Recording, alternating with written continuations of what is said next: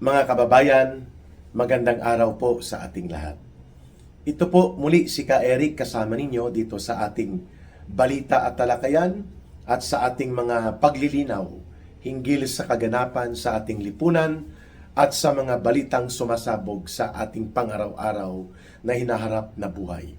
Saan man po kayo naroroon, sana po ay nasa mabuting kalagayan po kayo at matatag ang inyong kalooban sa lahat ng mga pagsubok na hinaharap natin sa ating buhay. Muli, maraming salamat po sa inyong pakikipagkaisa, pagsuporta at pagtangkilik sa ating Ka Eric Celis YouTube channel. More than 70,000 subscribers na po tayo mga kababayan, and utang na loob ko po yan sa inyo sapagkat kayo po ang nagpo-promote at nagbibigay ng subscribers para kay Ka Eric because sinishare nyo po ang video at inyo po itong kinakampanya at the same time nagiging bahagi na rin po ng inyong advocacy. So utang na loob po at pinapasalamatan ng lubusan ni Ka Eric ang inyong mabuting kalooban sa pagtangkilik at pag-promote ng ating Ka Eric Celis YouTube channel. Sa ating Facebook na Ka Eric Jeff Celis po, may mahigit 110,000 na rin po ang followers. At bigla pong tumataas ang ating mga subscribers sa YouTube at sa Facebook dahil po sa mainit na pangpolitikang sitwasyon sa ating bansa kung saan si Ka Eric ay direktang nakikilahok po sa mga pagkilos ng taong bayan at pagbibigay ng kaliwanagan at mga analysis hinggil po sa hinaharap na mga usapin at mga kailangan na mailinaw sa ating mga kababayan, lalo na po itong patungkol sa pagsambulat ng kahindik-hindik, no? Masakit pa rin lalamunan ni Ka Eric. Kahindik-hindik na pagsambulat ng krimen ng pandarambong at pangungulimbat sa pundo ng bayan sa ilalim ng Marcos Jr. government. Okay? So sa lahat po, keep on sending your messages. Keep on sending whatever support that you would like to do out of your sincerity of heart. Pinapasalamatan po yan ni Ka Eric at ng aking pamilya with goodwill and prayer. Ayan. At siyempre ng aking dedication sa patuloy ko pong paglilingkod sa kabutihan ng ating bansang minamahal. Muli mga kababayan, umalingaw-ngaw po itong balita. Unahin po natin itong napipintong pagpapaimbestiga ng Palasyo ng Malacanang sa utos daw, no, ni Marcos Jr. Kasi hindi naman niya sinabi in public ni Marcos Jr. pero ang kanyang barker, ang kanyang tagapagtahol na si Claire Castro, ito po yung butangera ni Marcos. Matapos na nagpahayag na una na si Justice Secretary Boying Rimulya na wala siyang nakikita na anumang mabigat na dahilan o batayan upang sampahan ng kaso na inciting to sedition, itong kamakailan lamang ay paglalantad ni Governor Chavit Singson at paghahayag ng kanyang saloobin laban sa Administrasyong Marcos. So, nagsalita po ang ating Department of Justice Secretary sapagkat ang kasong sedition at inciting to sedition, ito po ay mga criminal offenses punishable under the revised Penal Code of the Philippines. So, criminal offense po yan, Ang pagkakaalam ko, ang sedition, ito yung nag-uudyok ka ng mga tao na sumama sa pag-aalsa, sa pag-riot, upang patalsikin ang gobyerno o magkaroon ng kaguluhan laban sa gobyerno gamit ang mga pagkilos na mga marahas, no, at may mga kaguluhan. Sedition po yan, yan po I think ay may kulong na mga 8 taon hanggang 12 taon kung hindi po ako nagkakamali kapag napatunayan ka at nahatulan sa korte. Ang inciting to sedition, ikaw po yung nag-uudyok sa mga tao na umalsa, maging magulo at gumamit ng mga marahas na hakbang upang mawala po ang kanilang pagrespeto sa batas at sa gobyerno to the point na kikilos sila ng marahas.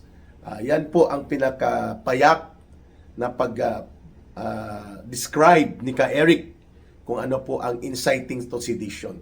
Yung operational word po doon, yung pang-uudyok para gumamit ng karahasan at kaguluhan ng mga tao upang labanan ang gobyerno o kaya mag-alsa laban sa gobyerno. Ang inciting to sedition. Yung sedition, ikaw mismo yung namumuno upang gawin yung kaguluhan para mag-alsa ang mga tao. So, yan po ay sinabi ni Department of Justice Secretary earlier na wala silang nakikita na anumang siya mismo na solidong dahilan para magsampa ang gobyerno ng kaso kriminal laban kay Governor Chavit Singson. Ito pong kasong possibly inciting to sedition and sedition. Si Ka Eric po ay sinampahan ng kaso, no? Kasama ng iba pa ni floating Philippine National Police General Torre. Tungkol po ito sa nangyari nung nakaraang taon na pagsalakay nila at pananakit at mga pagsira sa mga ari-arian doon sa compound ng Kingdom of Jesus Christ sa Davao City. Ayun. So, may pending po yan na reklamo si General Torre. Hindi pa po nare-resolve yan sa Piskalya, sa National Prosecution Service. But on the note, bakit ko po tinalakay itong punto na nagpupumilit at nagbubutangera, no? Nagtatalak itong barker ni Marcos na si Claire Castro. Abogada pa man din, pero hindi niya alam, no, paano ilugar ang sarili niya para maging matino ang kanyang mga pagpapahayag. Ibig sabihin ba, Ka Eric, walang katinuan ang pagpapahayag ni Claire Castro? Parang ganon. Kaya nga, kinakansyawan ito at binabash ng mga netizens at mismo ng taong bayan. Nobody is taking her seriously. Ano? Pero dahil nagagamit ni Marcos bilang attack dog, lalo na sa pang-iinganyo ng pang-uupat at pang-iintriga laban sa Duterte political group, no? Particular kay former President Duterte at kay Vice President Sara Duterte ngayon. So nagagamit at nababayaran ni Marcos ito ng hindi bababa sa 300,000 a month plus allowances. Siguro mga kalahating milyon din ang kinikita nito ng barker, talakera at botangera ni Marcos na si Claire Castro. Sabi niya, dapat daw imbestigahan ng Department of Justice, ng National Bureau of Investigation ang pinakahuli, the latest revelations in public and statements na ipinapanawagan ni Governor Chavit Singson, no, na nagbabatikos at mayroong mga pagpuna ng malakas laban sa katiwalian, korupsyon, pandarambong at kapalpakan, kabulukan ng gobyerno ni Marcos. At partikular na tinukoy, mga kababayan, ni Aling Claire Marites Castro, itong barker ni Marcos, ang sinabi daw at binanggit ni Governor Chavit Singson na nananawagan siya ng peaceful revolution of the youth against corruption. Kung pwede lamang daw magboluntaryo ang mga kabataan na nag-aaral na mga Pilipino na wag na munang pumasok sa paaralan. Kung maaari lang upang ipakita ang kanilang pagkagalit sa napakalubha na isyu ng korupsyon at mga pagnanakaw sa pundo ng bayan para ipakita ang message of condemnation ng buong bansa by way of the youth revolution, so to speak, quote and unquote. Kasi hindi naman pag sinabi mo talagang revolusyon, mag-aarmado ka niyan at lalaban ka sa gobyerno. Hindi po ganoon ang ibig sabihin ni Manong Chavit Singson, kundi parang pagpupukaw sa mga kabataan na manindigan at magpahayag sa pamamagitan ng boycott of schools and classes, no? So dahil dyan sa pagpapahayag na ginawa di umano ni Manong Chavit Singson in public para kay butangera barker Claire Castro ni Marcos, ito ay may probable cause possibly or batayan sa pagsasampa ng kaso ng inciting to sedition. Pero take note, nauna nang may binanggit ang Department of Justice Secretary na si Boying Rimulya na so far, wala pa naman siyang nakikita na batayan upang kasuhan o reklamo ng gobyerno si Manong Chavit Singson, si Governor Chavit Singson. So ano po ang mensahe na ito ni Botangera Claire Castro? Gusto po niyang ipakita, either ito ay opisyal na kinokonsente ang kanyang pahayag na iniutos ni Marcos o diskarte niya lang ito dahil palagi namang wala sa katinoan at wala sa tamang hulog itong butangerang mga pagpapahayag ng barker ni Marcos na si Aling Claire. Whether it is an official statement of Marcos represented by the butangera Claire Castro or diskarte niya lang ito dahil minsan nagkakaroon din siya ng lucid interval, no? Pag sinabing lucid interval, minsan may pagkamatino din ang kanyang mga sinasabi, minsan, pero palaging wala sa hulog at hindi matino. Pang-uupat at pang-uudyok, no, ng pagkagalit at pagpapalubha sa konflikto politikal sa pagitan ng administrasyon ni Marcos at ng mga Duterte at ng taong bayan. Anyway, the message that this Botangera Claire Castro would like to convey is, kapag ginawa nyo yan, ang ginagawa ni Governor Chavit Singson, na kayo ay nananawagan upang batikusin ang gobyerno at kayo ay naninindigan upang pumuna ng todo-todo sa gobyerno, ay pwede kayong ipitin at gagamitin ng gobyerno ang kanyang poder at kapangyarihan upang supilin ang iyong kalayaan sa pagpapahayag without directly telling the people about that. But that subliminal message is already very clear kay Aling Claire na hindi nila matolerate at nagagalit siya at nagmamaktol kasi baka sa paglabas at paglantad ng mga pahayag na ito ni Governor Chavit Singson ay mapapalaya sa poder ang kanyang boss na si Marcos Jr. Okay?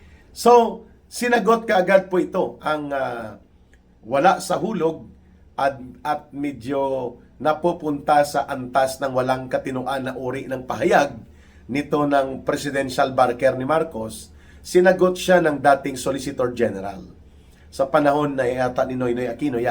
Panahon ni Noynoy Aquino, itong si Solicitor General. Pag sinabing Solicitor General, ikaw po ang general lawyer ng or abogado ng gobyerno sa isang administrasyon. Solgen or Solicitor General. Florin Hilbay. Sabi ni Florin Hilbay, mali at baluktot ang ganyang pahayag na nanggagaling sa palasyo as represented dito ni Botangera Claire Castro para sabihin niya na ang mga pumupuna at bumabatikos sa gobyerno ni Marcos patungkol sa mga lehitimong issue kagaya po ng pagpupuna at paninindigan ng pag-criticize ng taong bayan sa malaganap, malubha at sistematikong pagkakaroon ng pandarambong at korupsyon under the government of Marcos. Ang sabi ni Solicitor General, dating Solicitor General Florin Hilbay, bahagi yan ng free speech and freedom of expression na ginagarantiya sa saligang batas. At huwag kaagad iwagayway ang sinasabi na posibilidad na gagamit ang gobyerno ng batas upang supilin, takutin at i-intimidate to the point na matatakot na talaga ang taong bayan na magreklamo, magsalita at maghayag dahil ang mga kagaya ni Governor Chavit Singson na may katayuan sa lipunan ay hindi sinisino at hindi kinikilala ng gobyerno ang kanilang kalayaan sa malayang pamamahayag at sa malayang pagsasagawa ng pagpupuna ng tama at lehitimo laban sa gobyerno sa mga issue na may kaugnayan sa kabutihan at mga karapatan ng mamamayan. Kagaya nitong issue ng pandarambong at korupsyon na lahat ng sektor halos ay galit na sa nagaganap ngayon kay Marcos Jr. So that signal, sabi ni former Solicitor General Florin Hilbay kay Claire Castro ay delikado. Yan ang mga utak pasista, utak diktador na style po yan, ano? na kung may bumabatiko sa iyo dahil hindi mo kayang sagutin ang issue, natatakot ka na posibleng lumalaganap na at lumalakas ang pagkagalit ng mamamayan at baka humantong sa pagpapalaya sa poder sa gobyerno na nakaupo o sa administrasyon, ay gagamit ka ng mga hakbang na kapareho sa pasismo at diktadura. The way Marcos Sr., ang tatay ni Bongbong Marcos Jr., ay gumamit nito nang idineklara niya ang martial law noong 1972. Ayun. So pinuna ito ang pagkabutangera, wala sa hulog at wala sa tamang katinuan na linya ng mga ginawang pahayag na ito ng pananakot ni Claire Castro. At hindi niya dapat ginawa yon kung walang clearance sa presidente yan, sapagkat mga sensitibo po yan na mga pahayag that can reflect into an official state policy or a policy of the government. Kasi nga, nakatalaga bilang tagapagtahol sa Office of the President itong si Claire Castro. Pero ganun pa rin, kailangan pong puntuhan sa kanya ito. Kasi delikado yan, baka gamitin din po nila itong anti-terrorism law na kapag ikaw ay nag-create ng panic o pagkatakot sa publiko sa iyong ginagawa, and that is a very broad definition, pwede kang kasuhan na ikaw ay nang uudyok ng terorismo at non-bailable offense po yan. Ang sedition at ang inciting to sedition, bailable offense.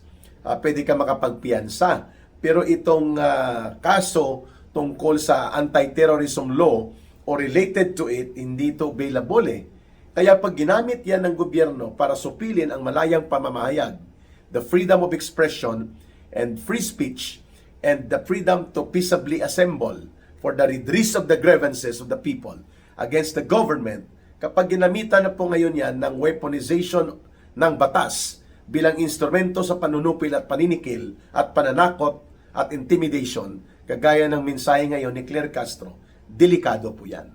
And I hope na ititigil niya ito, sapagkat kung mayroong dapat na supilin at dapat ito kitilin at papanagutin, hindi po ang mga pahayag ni Manong Chavit Singson, ni Governor Chavit Singson, o ng taong bayan, kundi ang gobyerno mismo ni Marcos, na buong sipsip na pinaglilingkuran nitong dakilang butangera at talakera ni Marcos na barker niya na si Claire Castro.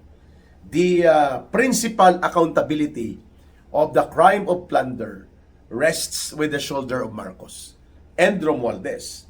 Kasi nga sila ang nag-arkitekto, sila ang nagdisenyo, sila din po ang nagbigay ng otoridad kung bakit lumaganap ang pangungulimbat at pandurubo at pagnanakaw ng mga kongresista, ilang senador, mga kontraktor na kriminal at sindikato at mga kriminal sa loob ng DPWH and other agencies of the government. Yan po ang katotohanan. So the principal accountability being mastermind at central figure sa pagkakaroon ng monumental restoration of plunder and corruption is none other than Marcos together with Romualdez. Of course, ang kanilang dakilang berdugong tagakatay ng pundo at diskartidor sa sindikato ng pangungulimbat sa kabanang bayan na kagaya nila Saldicon, tumakas na. At we have received information right now, maiwan ko muna itong tungkol sa panghaharas at panggigipit ng Malacanang sa pamamagitan nitong butangera Claire Castro laban kay Governor Chavit Singson, na may epekto ng pananakot din sa pagiging mapangpuna o kritiko ng maraming sektor ngayon. Itong style na ito ay pananakot. Pero itong isang berdugong matador, pag sinabing matador, butcher, tagapagkatay ni Marcos at ni Romualdez ng kanilang ginawang pangungulimbat at pangungurakot sa kabanang bayan, tumakas na po si Saldico. Dahil alam niya na mainit ang administrasyon ni US President Donald Trump sa mga kagaya nitong tumatakas, umiiwas at nagtatago sa mga kriminal na pananagutan doon sa bansa, sa Amerika, mula sa kanilang bansang ginawa ng krimen. And for that matter, mukhang ganon ang linya ni Saldico. We have received information kagabi na naispatan si Saldico na naghahunting ng mga bibilhin o long-term lease na bahay na magagara sa France, sa Paris. Okay? So, wala na daw siya sa Estados Unidos. Dahil wala naman pong lookout bulletin at hindi naman talaga hinahanap ni Marcos at ni Romualdez itong si Saldico, there is no confirmation to that na tumakas na si Saldico papunta sa France.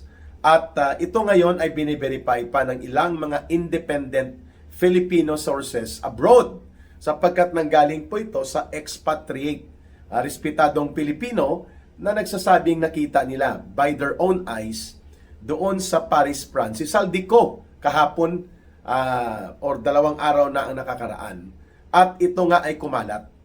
So, ano ngayon ang hakbang ng gobyernong Marcos kung seryoso talaga ito upang tugunan ang panawagan ng hustisya at pananagutan sa mga naganap na pandarambong sa mahigit 1 trilyon pesos na dinambong, ninakaw at dinurobo ng grupo nila Saldico at Martin Romualdez at mga kontraktor na kriminal, sindikato sa DPWH at malamang sa malamang pinakinabangan din ni Marcos Jr.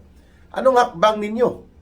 Anong hakbang ng gobyernong ito para ipakita ang sinseridad na dalhin sa katarungan at hukuman ng hustisya at batas itong si Saldico kung hindi naman siya hinahanap, hindi nga siya sinampahan ng kaso at wala ngang pag-initiate ng court petition ang Anti-Money Laundering Council upang ipa-freeze at ipakumpiska sa korte kaagad upang hindi na magagalaw ni Saldico ang kanyang mga bank accounts at ng kanyang pamilya, immediate family, no?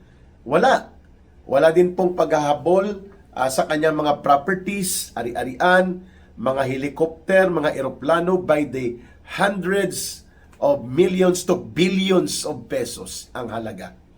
Pati po sa mga bahay at sasakyan na mamahalin, lahat ng ito po bilyones ang worth ni Saldico. Hindi siguro bababa sa mga humigit kumulang 80 billion to 100 billion pesos ang worth ni Saldico, mga kababayan. So, paano yan? Sana punta ito? At anong gagawin ng gobyerno dito sa 100 billions na mga pondo na malamang sa malamang po ninakaw ito sa kabanang bayan? There is no concrete action about that. Kahit pa lumalabas ngayon in public discussion na si Saldico tumalo na mula sa Amerika papunta sa Paris, France. Sa Europe, no? Kung saan mahirap ang pagsasagawa ng extradition, lalo na sa mga bansang wala tayong extradition bilateral treaty. Ibig sabihin, pag may mga kaso, nagkakaroon tayo ng coordination and law enforcement sharing of operational advantage to both countries, no? Para habulin, hulihin o kunin ang kustodya ng mga fugitives and criminals na nagtatago sa mga bansa dyan sa Europa. Sa Amerika mayroon tayo. Ito ngayon ang tinitingnan ni Saldico na alam niya na iinitan siya sa Amerika kaya siya nag-iskapo itong si Boy Takas, no? Pero kahit tumatakas siya, naiwan naman po dito mga bahay, mga sasakyan niya, ang resort niya na Mississippi Bay at iba pang mga ari-arian niya by the hundreds of billions. Pwede po ito ipakumpiska ng gobyerno. At simula na po ang forfeiture and seizure cases ng Anti-Money Laundering Council on the ground of pwede mahulog po ito sa financial crime, plunder, and then or economic sabotage. Kasi kapag ninanakaw mo ang napakalaking pundo ng bayan, ang epekto niyan ay sinasabotahin mo ang buong ekonomiya ng bansa, no? Kaya nga dapat habulin, singilin at litisin at papanagutin itong sila Saldico, Dong Gonzales, itong sila Martin Romualdez, kasi patakas na rin ito si Martin Romualdez, no? At ang pinakapunot dulo niyan si Marcos. Kaya katawa-tawa po ang labas ngayon ng Senate Blue Ribbon Committee, nitong Tridorcom sa Kongreso, and even itong ICI, itong Independent Commission on Infrastructure, na nagre-review kunwari at nag-iimbestiga sa mga anomalya at mga kaganapan ng pandarambong, ay samantalang ang pinaka-boss na nagbuo ng kanilang komisyon at nagbigay ng kanilang mandato at utos, si Marcos, na siya mismo ang pasimuno dito sa arkitektura ng pandarambong at krimen ng malawakang korupsyon na kanyang pinamunuan, kasabwat at kasapakat ang kanyang pinsan na si Romualdez. Kaya po, itong gusto nating gawing habulin si Saldico, ipahuli, ikumpiska ang kanyang mga ari-arian, ang kanyang mga bank accounts, ipa-frozen na at ipailalim na siya sa seryosong pagsasampa ng kaso, at pati sila Martin Romualdez at mga kabalahibo nila, including itong mga diskaya na mga kontraktor na diskartidor at mga kriminal ang kanilang ginagawa ayon sa mga lumalantad na ebidensya, at ang kasindikatuhan sa DPWH, including itong previous na DPWH Secretary ni Marcos na si Bunuan. All of this can only happen kung mapapalaya sa poder si Marcos at si Romualdez, and then a new government leadership can be installed in accordance with the constitutional provision of succession of power. Hindi tayo lalabas diyan, sa batas pa rin po tayo. Pero hanggat nandyan si Marcos at hawak pa rin siya ng puder at kapangyarihan, ang pundo ay nandyan pa rin po sa kamay niya, at ang otoridad bilang Pangulo ay nagagamit niya, pati ang Armed Forces of the Philippines at ang Philippine National Police and all other instruments of the state and powers of the government. Mahirap po nating abutin ang tunay na hustisya at katarungan na nais maabot ng mamamayan dito sa kahindik-hindik at karumaldumal na krimen ng pandarambong na ginawa ng gobyerno ni Marcos. But nonetheless, we are expressing a positive outlook. Maganda po ang pagtingin natin dahil from a position na iilan lang ang nagrereklamo dito sa naganap at nagaganap na mga pandarambong, to a level right now of a massive discontent and groundswell of public anger and outrage against the monumental and systematic crime of plunder and corruption na ipinatupad at nangyari sa ilalim ng administrasyong Marcos. Positive na po yan, ano? Kung bubuuin ang kumilos sa buong bansa, the other day, September 21, ay aabot sa 1 milyon na mga tao all over the country ang kumilos, tumuligsa at nanawagan na tigilan at papanagutin ang mga may sangkot at may kaugnayan sa korupsyon at pandarambong. But of course, hindi lahat na nanawagan na tutumbukin si Marcos, no? Nandyan po ang mga dilawan, nandyan pong pinklawan, nandyan pong komunistang hilaw, nakagaya ng grupo ni Hontiveros at nila Boy-Ngiwi, no, ng Akbayan. Nandyan pong CPP, NPA, NDF party list at mga operatives nila at mga front organizations na ayaw nila na bumagsak si Marcos at mapalaya siya sa poder, pati si Romualdez, sapagkat benefactors nila ito. Tagapagpundo, tagapagprotekta at nagagamit nila para sa kanilang vested political interest na alam natin ay pababagsakin at palalayasin din nila kapag sigurado sila na mahina na at paralisado na ang political challenge that may come from the Duterte political camp. Iyon. Kaya hati pa rin po ang panawagan tungkol sa resignation ni Marcos at pagpapalaya sa kanya, pero lumalakas ang daluyong ng taong bayan papunta na po doon. And when people will stand up by their millions at sila na mismo ang hahatol kay Marcos na ikaw, Marcos Jr., at si Romualdez ang punong gilting salarin na dapat mananagot ng mga kriminal sa pandarambong na ito, kasabwat ninyo ay hahabulin pati ikaw, palalayasin sa poder, wala na pong magagawa dyan ang simbahan Romano-Katolika and even ang mga komunistang operatiba ng CPP, NPA, NDF at pati na po ang mga hilaw na komunista at mga political zombies ng dilaw at pink, they can no longer prevent and stop the rising anger and the most dominant call of the people na lalayas na dapat si Marcos. Ayan. Abangan po natin ito mga kababayan at papunta na po doon ang daluyong ng pag-agos ng kasaysayan at pagkilos ng mga mamamayang Pilipino. Maraming salamat po sa inyong pagsubaybay, pag-like, pag-share, pag-promote ng ating videos at ng ating channel na Ka Eric Celis YouTube channel. At sana po ay patnubayan kayo ng Panginoon at ng Allah sa inyong paglalakbay at sa inyong pagsuong sa lahat ng paghamon ng buhay. Maraming salamat, mabuhay ang sambayanang Pilipino, mabuhay po ang ating pagkakaisa. Para sa Diyos at sa Pilipinas nating mahal, maraming salamat po. Ka Eric, signing up for a while, and then see you again in the next video stream ni Ka Eric. Bye!